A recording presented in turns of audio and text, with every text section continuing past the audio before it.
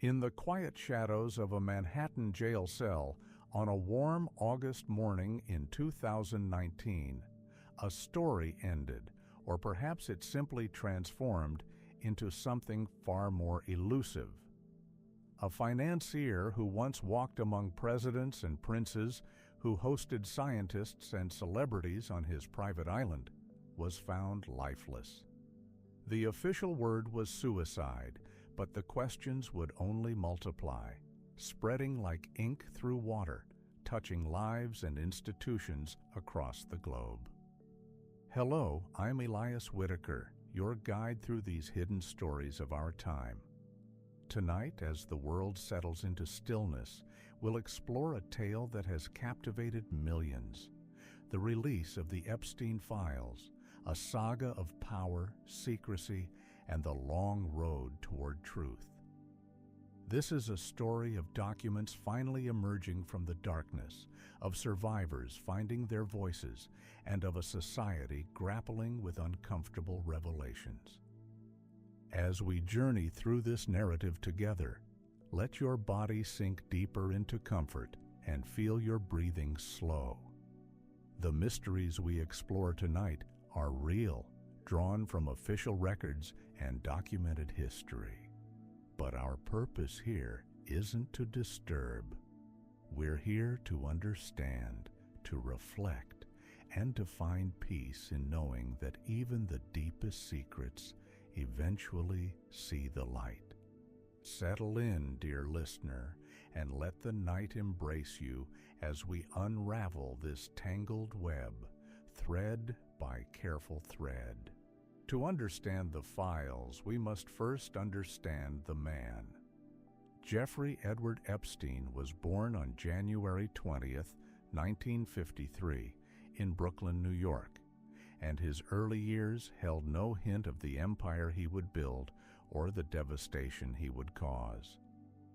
Teaching at the Dalton School marked his first career, which carries a certain irony when you think about it. A man who would later exploit children, standing before young students, trusted with their education. Teaching wasn't his calling, though. After his dismissal from the school in 1976, he turned his attention to finance and joined Bear Stearns, where he worked in various roles before venturing out to establish his own firm. The details of how Jeffrey Epstein became wealthy remain murky even now, with friends and investigators alike questioning the true extent of his fortune. The New York Times once wrote that Epstein's fortune may be more illusion than fact, and Forbes even published an article titled, "Why Sex Offender Jeffrey Epstein is Not a Billionaire." Illusion or not, Epstein cultivated something more valuable than money, which was access. His social circle sparkled with power. Politicians, celebrities, royalty, billionaires, scientists, and academics all orbited around him. Literary dinners he hosted brought together startup icons and tech billionaires, and his properties became gathering places for the elite. A Manhattan townhome that reminded one visitor of Castle Dracula sat alongside a Palm Beach mansion, a ranch in New Mexico, and most infamously, a private Caribbean island known as Little St. James. Through this glittering network, Epstein moved like a spider at the center of an intricate web, and in those shadows, hidden behind the glamour and the parties and the private jets, something monstrous was taking place. Young girls were being exploited, dozens of them, hundreds of them. The documents that would eventually emerge speak of over 250 underage girls, children as young as 14 years old, who were subjected to sexual abuse at Epstein's properties in New York, Florida, and elsewhere. Let that number rest in your mind for a moment, not as something shocking to jolt you awake, but as a reminder of why stories like these matter even as we seek sleep. 250 young lives altered, their innocence stolen, and behind every statistic lies a human being, a survivor carrying trauma forward through time. The first cracks in Epstein's carefully constructed world appeared in 2005, when Palm Beach police began investigating after a parent reported that he had sexually abused her 14-year-old daughter.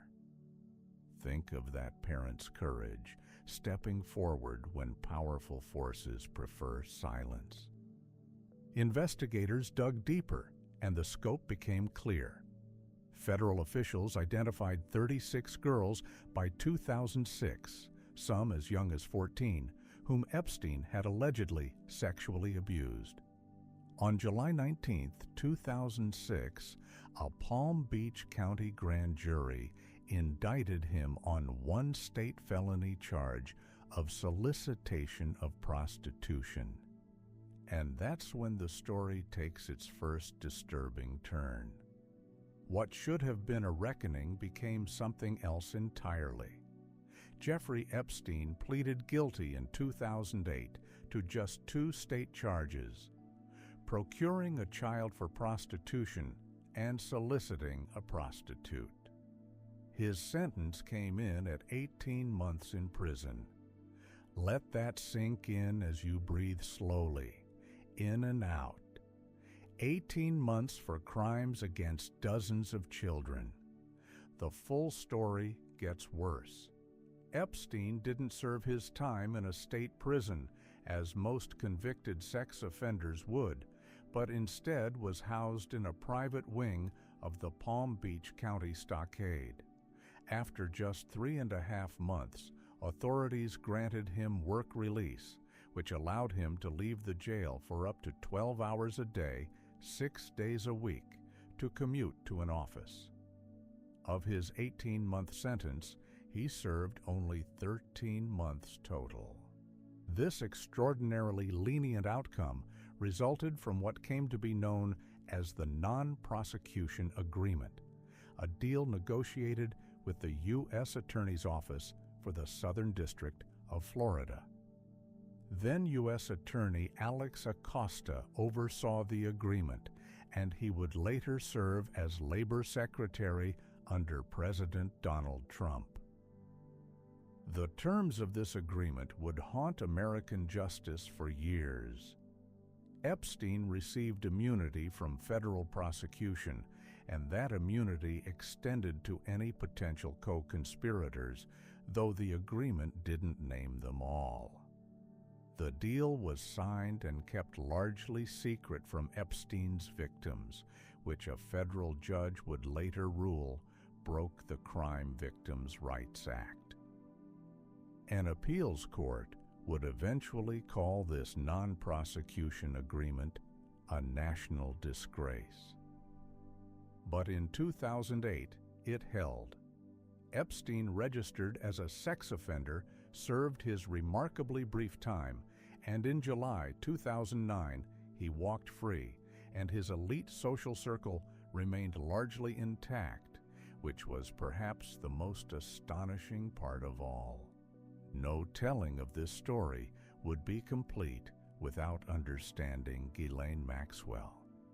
Born on December 25, 1961, in France, Maxwell was the daughter of Robert Maxwell, a powerful media proprietor, and she grew up in Oxford, England, attending prestigious schools and moving comfortably in elite circles. By the time she met Jeffrey Epstein, she was already well connected, a British socialite with both French and British citizenship, comfortable navigating the worlds of power and privilege. Maxwell became Epstein's girlfriend, then his longtime associate, and according to testimony that would emerge years later, something far darker. His recruiter, his enabler, his partner in exploitation. Survivors would later testify that Maxwell played the central role in the abuse. She befriended young girls asking about their lives, their schools, their families, and she took them shopping, to movies. Her presence normalized Epstein's behavior, an adult woman who seemed to approve, who made the girls feel that what was happening was somehow acceptable. She discussed sexual topics with them, undressed in front of them, and encouraged them to give Epstein massages. And she was present during the abuse itself. One survivor would later say, "She has caused hurt to many more women than the few of us who had the chance to testify in the courtroom." Maxwell worked as Epstein's helicopter pilot, flying him to Little St. James, and she managed his households while recruiting victims and grooming them for abuse. For a decade, from at least 1994 through 2004, she facilitated what prosecutors would eventually call a sex trafficking conspiracy. But here's the thing. When Epstein took his plea deal in 2008, Maxwell wasn't charged. The non-prosecution agreement mentioned 4 potential co-conspirators by name, but Ghislaine Maxwell wasn't among them. For over a decade, she moved through the world freely, her role in Epstein's crimes largely hidden from public view. That would change, but first, the story had to grow darker still. Sometimes justice moves in slow, grinding circles, and sometimes it takes a journalist's persistence to restart its engines. Julie K. Brown of the Miami Herald published an investigative series in 2018 that re-examined Epstein's case and his unconscionably lenient 2008 plea deal. The series brought renewed attention to the survivors' stories and the powerful people who had advocated for Epstein's light sentence. Public outrage built like a distant storm, finally reaching shore. 11 years after his first conviction, on July 6, 2019, Jeffrey Epstein was arrested again. Federal authorities in New York charged him this time with sex trafficking of minors and conspiracy to commit sex trafficking. The indictment alleged a broader, multi-year network of abuse, a vast network of underage victims in both New York and Florida, spanning roughly from 2002 to 2005. Epstein was held without bail, with no work release this time. He was detained at the Metropolitan Correctional Center in Manhattan, awaiting trial. For the survivors, it must have felt like vindication was finally within reach. For Epstein, the walls were closing in. And then, at approximately 6:30 in the morning on August 10, 2019, guards found Jeffrey Epstein unresponsive in his cell. The medical examiner ruled it suicide by hanging. An official investigation by the Office of Inspector General of the U.S. Department of Justice agreed with this finding, and a June 2023 report concluded that investigators didn't uncover evidence contradicting the absence of criminality in connection with how Epstein died.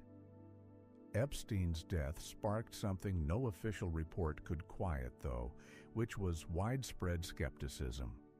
Conspiracy theories flourished, and the phrase, "Epstein didn't kill himself," became a viral cultural phenomenon, a blend of institutional distrust and genuine concerns about investigative thoroughness. Procedural failures at the detention facility raised questions. Video footage showed gaps, missing minutes, and some independent analysts found artifacts suggesting issues with recordings. The circumstances seemed, to many, too convenient for powerful people who might have been implicated by Epstein's testimony. Whether suicide or something else, one thing was certain. Jeffrey Epstein would never stand trial, never publicly name his associates, never answer for the full extent of his crimes. His story wasn't over, though. In many ways, it was just beginning. The documents, the files, the photographs, the testimonies, the evidence, they all remained. Hidden in government offices and court archives, sealed by legal orders and protected by privacy concerns, they began to emerge slowly, inevitably. 1 year after Epstein's death, FBI agents arrested Ghislaine Maxwell at an estate in New Hampshire where she had been hiding, and that was in July 2020. She faced charges for multiple crimes: enticement of minors, sex trafficking of underage girls, and related conspiracy charges. The judge denied her bail, expressing concerns about her completely opaque finances, her skill at living in hiding, and the fact that France, where she held citizenship, does not extradite its citizens. Maxwell remained in federal detention in New York City as her trial approached. The trial began on November 29, 2021, and for 1 month, a jury of 6 men and 6 women heard testimony from about 30 witnesses. Survivors came forward, brave women who described the abuse they'd endured as teenagers, the grooming, the manipulation, the trauma that had followed them for decades. Annie Farmer was the only survivor to use her real name during testimony. Think of that courage, to stand in a public courtroom and speak your truth while the world watches. On December 29, 2021, after 6 days of deliberations that spanned the holiday weekend, the jury reached a verdict: guilty. Ghislaine Maxwell was convicted on 5 of 6 counts: conspiracy to entice a minor to travel to engage in illegal sex acts, conspiracy to transport a minor with the intent to engage in criminal sexual activity, transporting a minor with the intent to engage in criminal sexual activity, conspiracy to commit sex trafficking of minors, and sex trafficking of minors. She faced up to 65 years in prison, 20 years in federal prison. That's what U.S. District Judge Allison J. Nathan handed down on June 28, 2022. Judge Nathan stated in delivering the sentence that Maxwell had directly, repeatedly, and over the course of many years participated in a horrific scheme to entice, transport, and traffic underage girls, some as young as 14, for sexual abuse by and with Jeffrey Epstein. U.S. Attorney Damian Williams put it this way: today's sentence holds Ghislaine Maxwell accountable for perpetrating heinous crimes against children. This sentence sends a strong message that no one is above the law, and it is never too late for justice. Maxwell is currently serving her sentence, initially held in Florida, then moved to a facility in Texas in 2025. She has continued to fight her conviction through appeals, all of which have been denied, and the Supreme Court declined to take up her case in October 2025. Even as she sits in prison, Maxwell remains connected to this story. Deputy Attorney General Todd Blanche interviewed her over 2 days in 2025, granting her limited immunity to answer questions about the sex trafficking ring. She was asked about, according to her attorney, maybe 100 different people. The questions continue, the names continue to surface, and the files, those mysterious files, continued their slow journey toward public light. For years after Epstein's death, activists, survivors, journalists, and concerned citizens pushed for the release of all documents related to his case. What did the government know? When did they know it? Who was involved? Who might have been protected? Some documents emerged through court cases. Judge Loretta Preska ordered the unsealing of documents in January 2024 from a 2015 defamation lawsuit that Virginia Giuffre, a survivor, had filed against Ghislaine Maxwell. These documents started at nearly 950 pages, eventually growing to over 4,500 pages, and they named nearly 200 prominent figures. The names read like a who's who of global power: former President Bill Clinton, former President Donald Trump, Britain's Prince Andrew, billionaire Les Wexner, Harvard professor Alan Dershowitz, physicist Stephen Hawking, actor Kevin Spacey, film producer Harvey Weinstein. Being named in these documents didn't mean someone was accused of wrongdoing, which is the thing to understand. Many were simply people Epstein knew or had contacted, but their presence in the files illustrated the extraordinary breadth of Epstein's network. Some specific allegations did emerge. One deposition mentioned that Epstein once told a victim, "Clinton likes them young," referring to girls.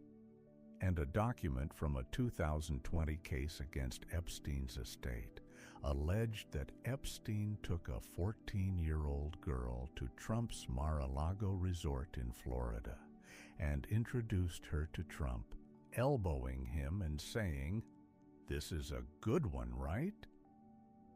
Trump reportedly smiled and nodded, though the plaintiff made no specific accusation against Trump himself. Both Clinton and Trump have denied any knowledge of Epstein's criminal activities. Clinton's spokesperson stated that the former president knows nothing about the terrible crimes Jeffrey Epstein pleaded guilty to in Florida some years ago, or those with which he has been recently charged in New York. Trump knew Epstein in the 1990s and early 2000s, and he once called him a terrific guy in 2002, noting that Epstein likes beautiful women as much as I do, and many of them are on the younger side. Trump said in 2019 that he hadn't been a fan and hadn't spoken to Epstein in about 15 years. Despite these partial releases, the vast majority of government files remained sealed.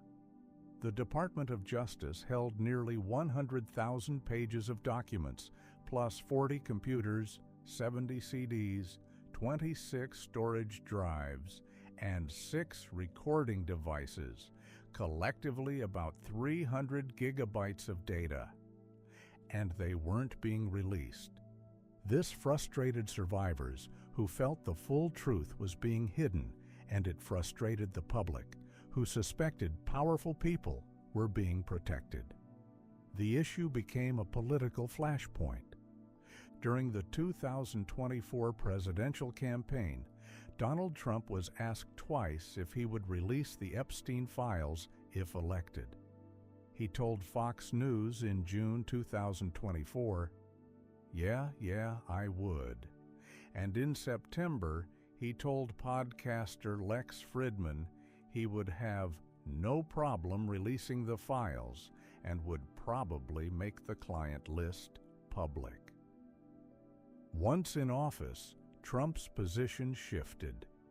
Representative Thomas Massie, a Republican from Kentucky, decided he'd waited long enough in September 2025. he filed what's called a discharge petition, a procedural tool that can force the House of Representatives to vote on a bill even if leadership doesn't want to bring it to the floor. His bill was called the Epstein Files Transparency Act, and Bryant, it was simple in its demand. The Attorney General must release all unclassified Department of Justice records related to Jeffrey Epstein within 30 days, in a searchable and downloadable format. For weeks, the petition gathered signatures slowly. Massey was joined by 3 other Republicans, Nancy Mace, Lauren Boebert, and Marjorie Taylor Greene, but they needed 218 signatures to force a vote. And that's when something remarkable happened. Democrats began signing in large numbers. By November 12, 2025, the petition reached 218 signatures, with 214 from Democrats and just 4 from Republicans. A vote was now unavoidable. Behind the scenes, according to reports, Trump and other Republicans launched a pressure campaign to stop the release. An anonymous official called voting for Massey's petition a very hostile act to the administration, and Trump reportedly called Republicans who supported it stupid and termed the push for transparency a Democratic hoax. House Speaker Mike Johnson, who had expressed staunch opposition to releasing the files, said he was deeply disappointed as the vote approached. The momentum was unstoppable, though. Massey, Representative Ro Khanna, a Democrat from California, and Marjorie Taylor Greene held a press conference at Capitol Hill on November 18, 2025. Standing with them were survivors of Epstein's abuse.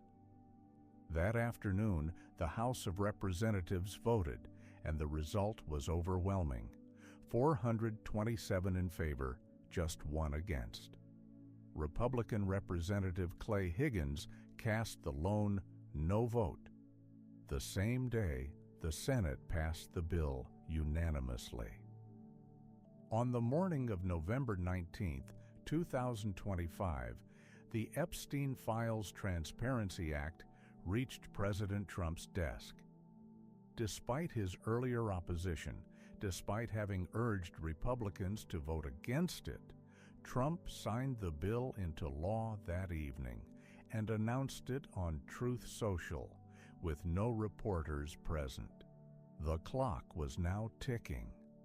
The Department of Justice had 30 days until December 19, 2025, to release all the files. As the deadline approached, survivors and advocates prepared themselves. What would the files reveal? Would there finally be a complete accounting of Epstein's network? Would the names of co-conspirators finally emerge into daylight? December 19, 2025 arrived. That afternoon, the Department of Justice began posting documents on its website. Deputy Attorney General Todd Blanche had told Congress they would release several 100,000 documents, but the volume meant they'd need to do so on a rolling basis. The initial release included 3,500 files, organized into 4 categories. The first set contained thousands of photos of the interiors and exteriors of Epstein's properties: the Manhattan townhome, the Palm Beach mansion, the private island of Little St. James.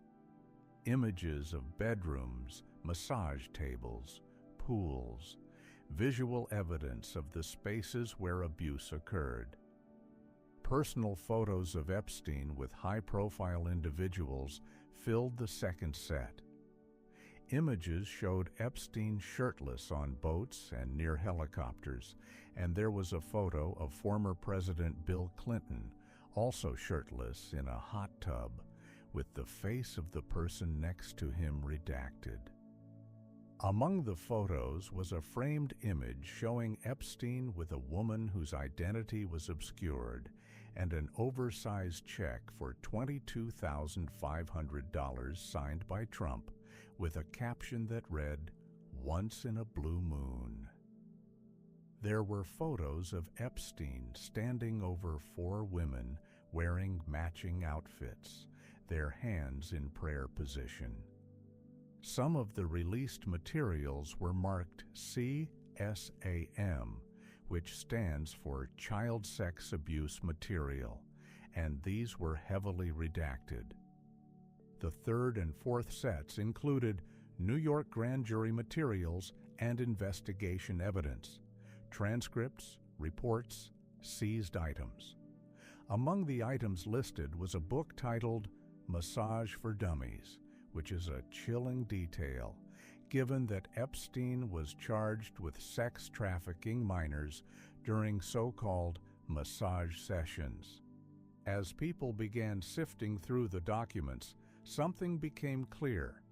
Much of what was released had already been made public through previous court cases and media reports. What was new was often heavily redacted, with over 550 pages completely blacked out. The search function on the DOJ website wasn't working properly for many users, and soon reports emerged that at least 16 files had been deleted from the site after initial posting, including, reportedly, one that showed a photo of President Trump. The Department of Justice hadn't met the law's requirement. They hadn't released everything, perhaps releasing hundreds of thousands of pages eventually, but not the complete, unredacted files the law demanded. Politicians on both sides expressed frustration. Senate Majority Leader Chuck Schumer, a Democrat, called it nothing more than a cover-up to protect Donald Trump from his ugly past, and said the administration was breaking the law.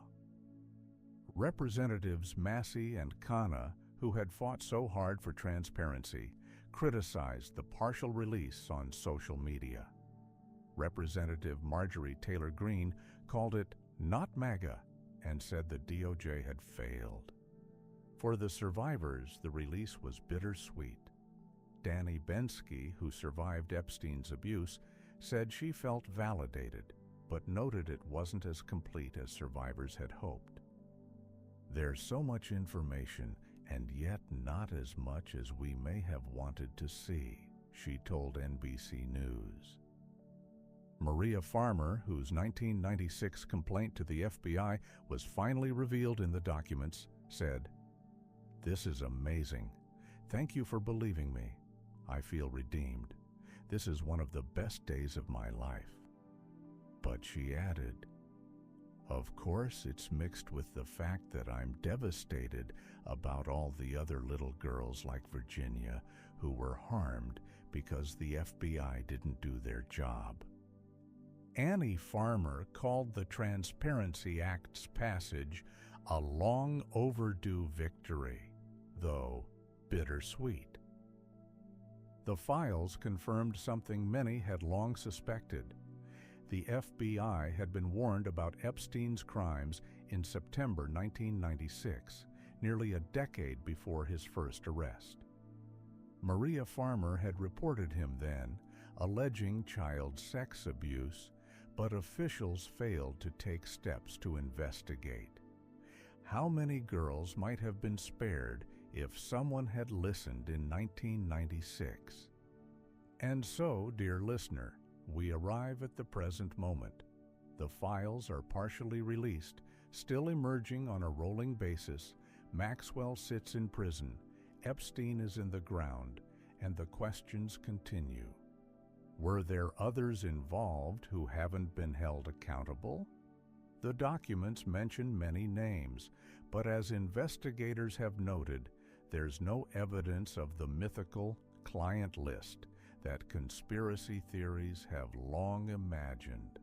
No master document where Epstein recorded everyone he trafficked girls to for blackmail purposes. What the files do show is something more mundane, yet equally disturbing. A man who used wealth and connections to abuse children on a massive scale, enabled by a woman who helped recruit and groom his victims, protected for years by a justice system that gave him unconscionable leniency, and connected to a network of powerful people, some who may have known, some who surely didn't, but all of whom added legitimacy to his facade. The story of the Epstein Files isn't really about secret lists or grand conspiracies. What it's about is institutional failure, how power protects power, survivors who fought for decades to be heard, and the painstaking, frustrating work of transparency, forcing truth into daylight one document at a time. I've traveled through history and examined countless mysteries, and what I've learned is that the truth is rarely as dramatic as we imagine, but it's almost always more meaningful.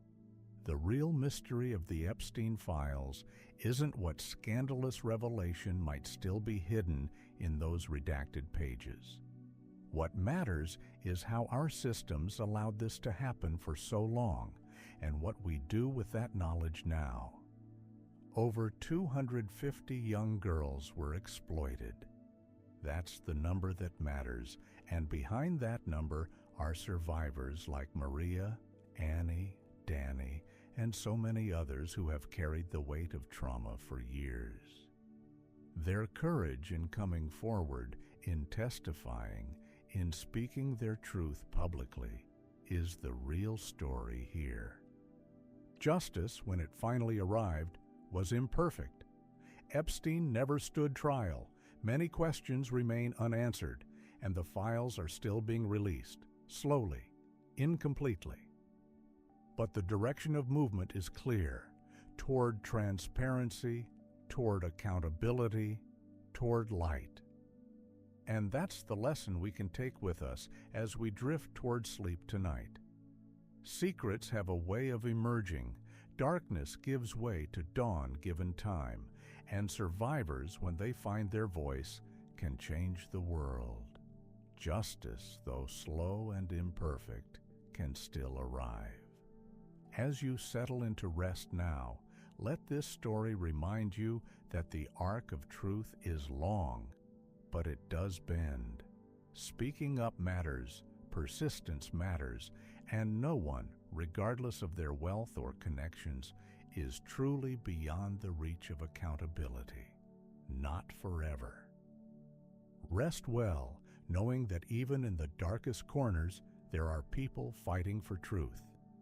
Dream peacefully, knowing that survivors can heal, that justice can arrive late but still matter, that transparency, however slow, however incomplete, is possible. The files will continue to emerge, the story will continue to unfold, but for tonight, you've heard what we know. You've witnessed how secrets eventually surface, and you can sleep with the quiet comfort that comes from understanding. The light always returns. This is Elias Whitaker, grateful for your company on this journey through shadows and truth. May your rest be deep, your dreams be gentle, and your tomorrow be bright. Sleep well.